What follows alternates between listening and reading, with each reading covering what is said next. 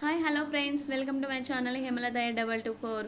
ఈరోజు మా పెరట్లో కాసిన కొన్ని ఫ్లవర్స్ని అయితే మీకు చూపించాలనుకున్నాను.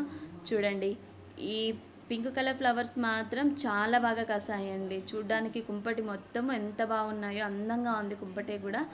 ఇది జస్ట్ ఒక కొమ్మ నాటితే చాలు, మనకి ఇలా ఎన్నో కొమ్మలు వచ్చేస్తాయి. ఫ్లవర్స్ కూడా చాలా పూస్తాయి, మనకి ఇంటికి కూడా చాలా అందాన్ని ఇస్తాయి ఇవి.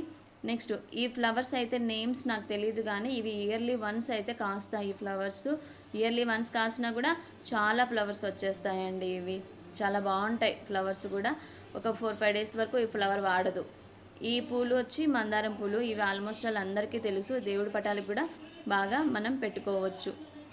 నాటు రోజా మొక్క అండి. నాటు రోజా మొక్క 4 ఫ్లవర్స్ అయితే వచ్చింది. బేబీ పింక్ కలర్ అన్నమాట ఇది. నెక్స్ట్ మనకు వచ్చి ఇక్కడ నందివర్ధనం చెట్టు అండి. ఈ నందివర్ధనం చెట్టు ఒక్కటి వేసుకున్నా చాలండి, మనకు ఎప్పుడు పూలే ఉంటాయి. దేవుడి పటాలకి మనకు రోజు పెట్టుకోవచ్చు మనం ఈ ఫ్లవర్స్ని.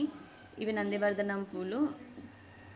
ఇది టేబుల్ రోజా అండి. ఈ టేబుల్ రోజా ఫ్లవర్ చూడండి, ఇది కూడా అంతే.